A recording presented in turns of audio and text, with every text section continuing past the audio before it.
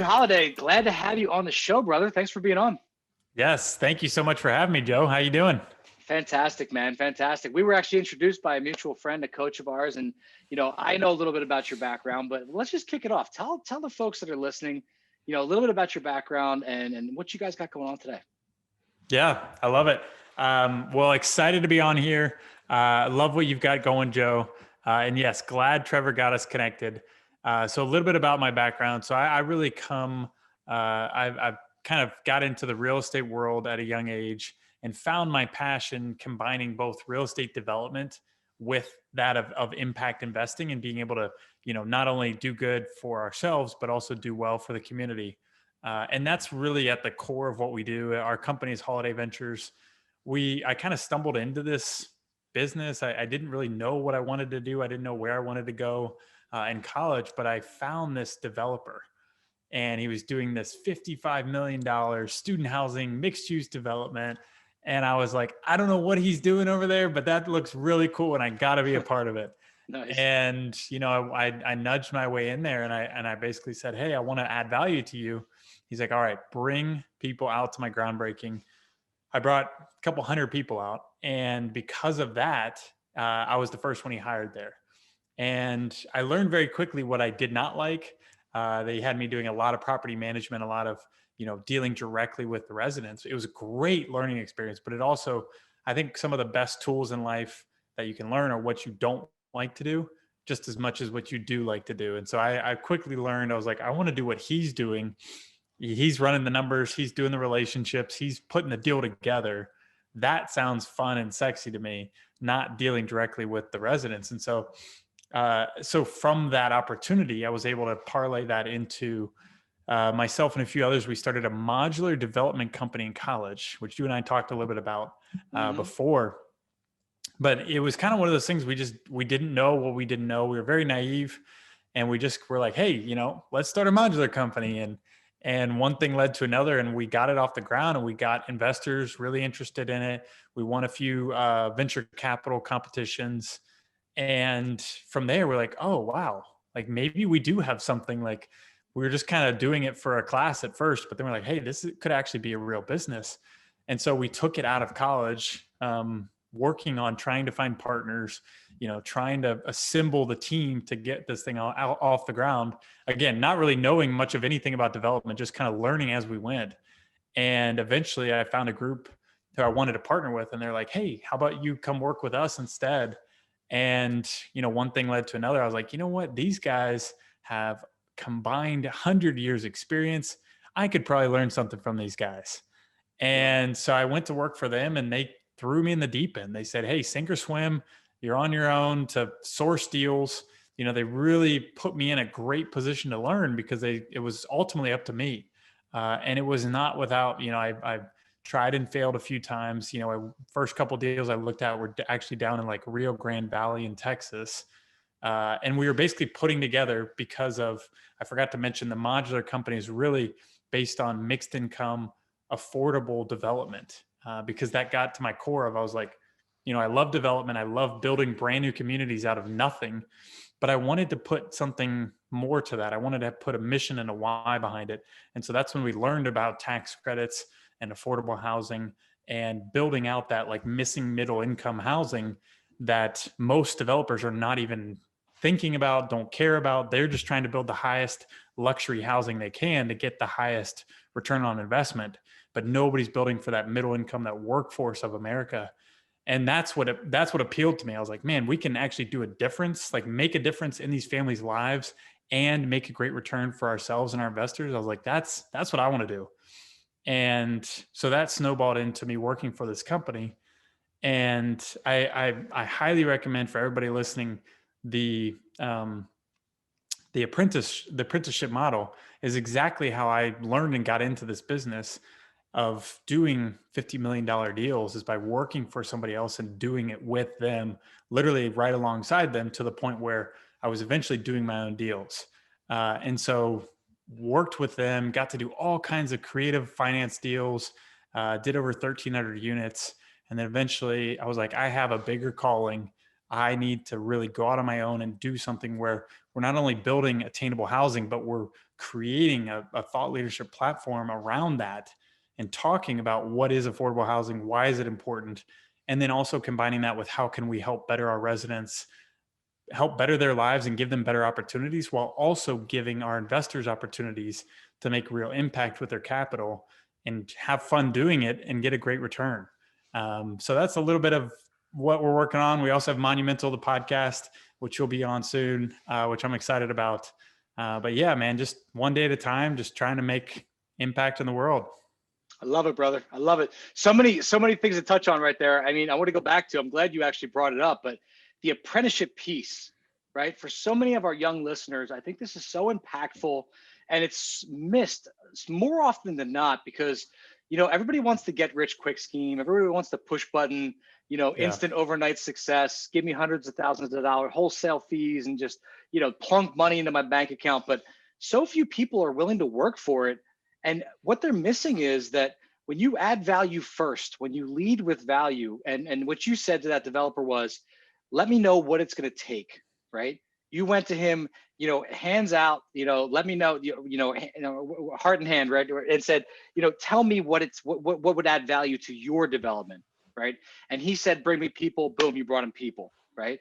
That led to ultimately you getting the keys to come in there, allowing you to work, allowing you to see the progress, allowing you to see the processes, allowing you to see the systems.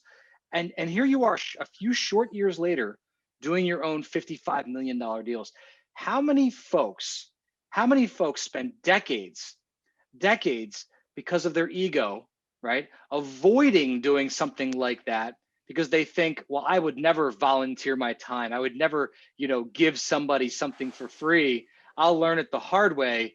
And they spend 20, 30 years trying to figure it out and never get to the point that you're at quite a young age, right? Yeah, I think that's a great point because I've it was tough. I mean, don't get me wrong, like the apprenticeship model, it's great in the long run, but sometimes you look at it in the moment and you're like, oh man, this sucks. Like Yeah. I'm working for these guys, I'm making way less than my value, what I know my value is, and you're getting paid an education, which is phenomenal in the long run, but in the short run you're like, man, this sucks. Like I got all my buddies over here running their own business at 23, 25, 27 years old, and they're making a killing and they're making 2-3 times more than me, and that was tough to watch. Sure. And of course, seeing social media, you got all these people posting like, hey, look at this, this business I started as e-commerce, or this real estate business, flipping houses, and I'm doing 100 deals a year. And here I am, I'm like, I did one deal in the last 12 months. Yeah. That's tough. But I think if you keep in perspective that, like you said, like you're learning, you're putting in the work now, and you're coming out the other side with an education that nobody can ever take away from you. And even if all the wealth in the world is taken away from you, you still have your education. And so I came out of the other side, and again, not being paid what I was worth, and that honestly helped me leave. But having that education, I was immediately able to hit the ground running. And now, the first deal we did with Holladay Ventures is $50+ million deal. So that's, if you learn the education on how to solve big problems, then you can go out and do that on your own. It's absolutely incredible. And the most valuable real estate, folks, is between your 2 ears, right? This 6 inches between your 2 ears. So investing in that space early on. And it reminds me kind of like that Tony Robbins quote that most people way overestimate what they can do in a year or two, but then they way underestimate what they can do in a decade or 2 decades. Spend the time up front, right? Learn, grow, and invest in your brain. Get that knowledge, and then it'll perpetuate how quick you can grow over that next 5-10 years, whatever it looks like. So let's talk about now where we're at now. You got the development. I'd love to talk about modular, because I don't think enough people talk about modular. What kind of experiences have you had with it? Pros, cons? Is it really all it's cracked up to be? Are you getting the pricing you're looking for? Great question. I've been a little removed from modular lately. We've been building everything stick built for the last 6 years. But prior to that, I was very deep in the modular world. I loved it. I just, when you go working for somebody else, they kind of dictate how you do deals. But to that degree, I think now that we have Holladay Ventures, we're up and running, we have our systems down, we're blowing and going. I want to, that's kind of the next iteration for us, is we're like, how Got it. can we solve affordable housing on a massive scale? And part of that is quicker construction times, lower construction costs. So that's something, let's circle back in a year and I'll definitely update you on that. But my I apologize. I experience, thought that was actively going already. I thought you guys were in that already. So let's talk about this $50 million deal that you're in. What does it look like? What does the future hold, and how far along are you guys? yeah. So we've got a few different deals we're working on now. One of them specifically is probably a few months away from closing. This would be a $55 million deal. We're partnering with a nonprofit. They're rolling in the land. Basically, they've done substance abuse recovery services on this location for the last 60 plus years, and now it's a very prime location in Nashville, almost downtown. Mm. And basically, we've come to them and we're saying, hey, we can help build you a brand new facility, which is one of their prime needs right now, is basically expanding their services and being able to update their facilities, because they've been using the same building for 60 plus years, and all at the same time unlock the value of their land. And so we're able to build them brand new facilities for their nonprofit services, double their facility size, and basically at the same time build 195 units of affordable workforce housing right on the same plot of land. And then we actually have a phase 2 that we'll do 1 year later with another 281 units. So in total, we're looking at 470 plus units, plus brand new nonprofit substance abuse recovery space. It's taken a lot of financing, creativity, but we're using all different types of public incentives, from the city level to the county level to the state level to the federal level, and basically combining that into one ultimate, mixed use development. So it's been a whole lot of fun. It's been a whole lot of learning, especially when you're dealing with urban projects. They're very specific to that site, right? Because you're trying to cram on as much as you can on a very confined piece of property. And so, we're having to talk about, how to put transformer rooms, and how to block those off and put those in the basement of the buildings, and, different conversations like that is so specific and so nuanced. But it's so exciting. I love it. So a lot of our listeners are really motivated by growth and contribution, right? I think that they are in alignment with you in that they want to do good things. They want to make a ton of money, but they want to give back. So what would you say to somebody who's in the development space now, but wants to, start to look into this affordable piece and try to make it either a component or an entire, development site? Where would you even begin? How do you get educated on this? Great question. So I had asked that question myself. I was like, man, I want to learn more about, I'm already in the industry, but I still want to learn more. And I looked around and I was like, there's really not a great place for education in this affordable development space. It's such a niche within development and within real estate. Nobody's really teaching this or doing a good job of teaching it. So about 6 months ago, we decided, we're like, let's put together our own program and show people how exactly we do what we do at Holladay Ventures, how we do $50+ million deals and do good for the community while doing well for ourselves and our investors. So we created Affordable Development Mastery.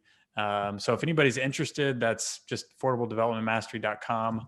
But we basically have taken people from, literally either getting started in development or having done development, but never having done that affordable piece, teaching how to go through tax credits, how to go through politics, how to go through zoning, like similar to what you guys are doing on the self-storage side and development. Like that entitlement piece is a big piece, but then combining that with how to do the tax credits, how to do the underwriting, how to apply for credits, how to get tax abatements so you don't have to pay property taxes for 10 to 20 years on your property.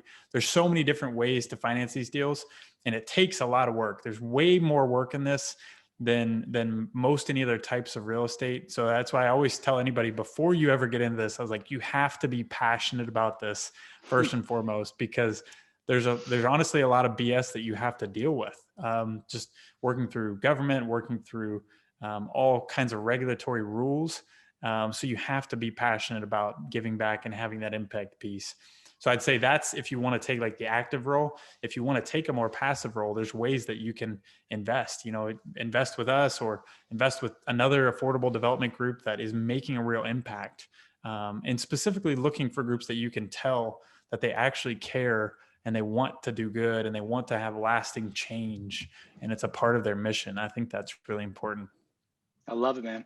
I totally teed you up for that. I had no idea you had a coaching program. That's awesome, though. That's good stuff. So people who want to get into this and they have the heart behind it, let's just talk numbers for a second. And we don't have to get specifics, but is there as much or equal, would you say, the amount of profitability? And let's take heart out of it for a second, right? People aren't doing this as a charity, right? They're also doing it for profit, right? Are you building one of these facilities or apartments or mixed use, whatever, development sites with the anticipation that you're going to make as much profit as a brand new apartment building? Yeah, this is the kind of the interesting thing about what we do is you literally take everything you know about ROI, IRR, cash on cash, all of that and throw it out the window because that is not how we do, tax credit affordable developments. Basically, we don't have those returns because we don't have any capital in the deal. So you can't, how do you calculate cash on cash or IRR if you don't have any equity? So basically, in summary, the way these deals work is the capital stack is typically 40% credits, tax credits. We take those credits, they're awarded to us by a state housing agency.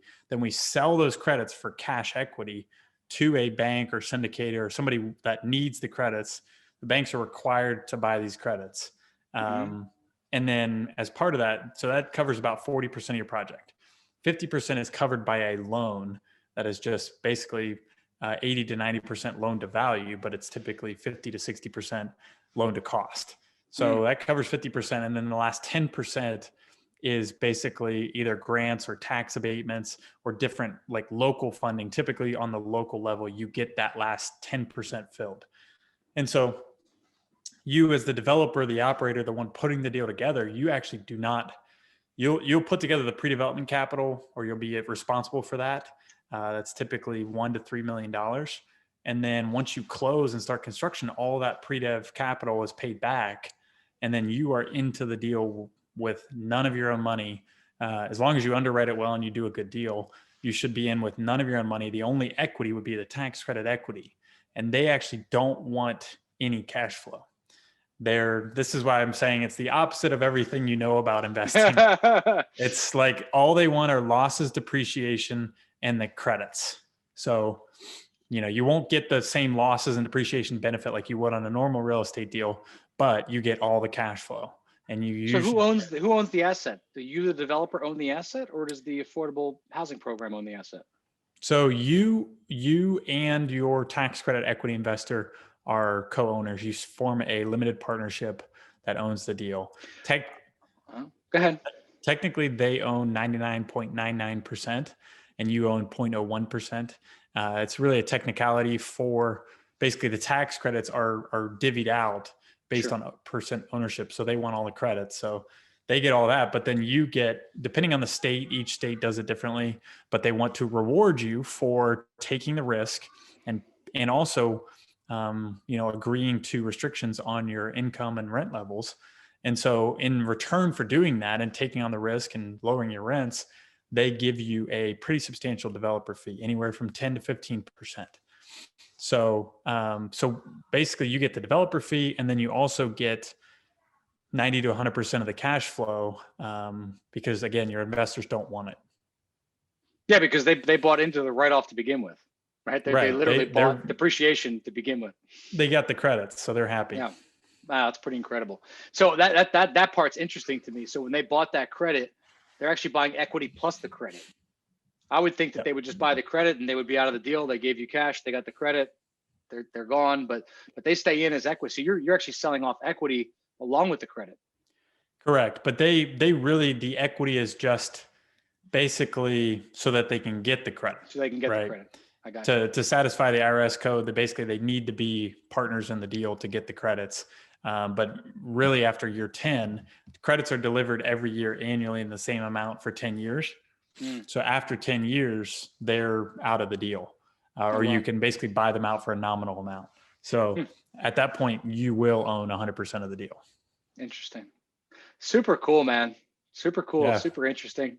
What am I missing? What are the big potential pitfalls that, besides it being super duper complicated and politically, I'm sure it's like political fire. I'm sure you got to Yeah. get right with the town, got to get right with the mayor. But around here, it's affordable housing is just not only just necessary. We have local and municipal and statewide ordinances that we pay into for affordable credits every time we build a house that's not affordable. So, it's necessary, right? It's a necessary thing. Yeah. Do you find it competitive? Is there a lot of people doing it? So yeah, the downsides, the risk of what we do, one is politics and local community buy-in. Unfortunately, the type of development we do is probably the most community involvement intensive of any type of development, because we usually have to ask for public buy-in on the financing side too. So a matter of getting rezoning, that's one thing, but then also getting rezoning and asking for help paying for it, or deferring their own taxes that they would normally pay schools and whatever all their city needs out of. Sure. You're saying, hey, I need you to defer that, or not accept any taxes from us for 10 years. And then that becomes a different conversation. So that's one piece, is getting that political and local buy-in. And then on top of that, you're also the state agencies. You have to follow a bunch of different rules. You have to go through a rigorous process just to apply for and get the credits and the bonds. And also the bonds and the credits are becoming competitive. So there's a lot more people getting in to affordable, and there's still a limited supply of the credits and the bonds.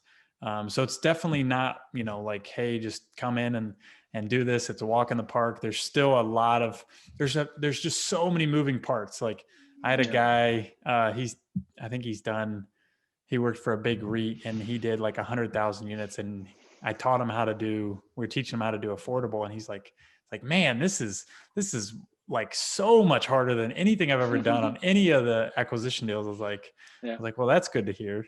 Well, that's what I was going to ask you. How do you target a market? How do you decide where you're going to go with this thing? It's not like self-storage. We could like throw a dart at a map and pretty much, buy something. How do you decipher where to start? Yeah. And this is what we talk about a lot in affordable development mastery, is like, you start with, same things that you guys look at on self-storage or anybody looks at in real estate, is like, where are the people moving? Where's the income moving? Where are the jobs moving?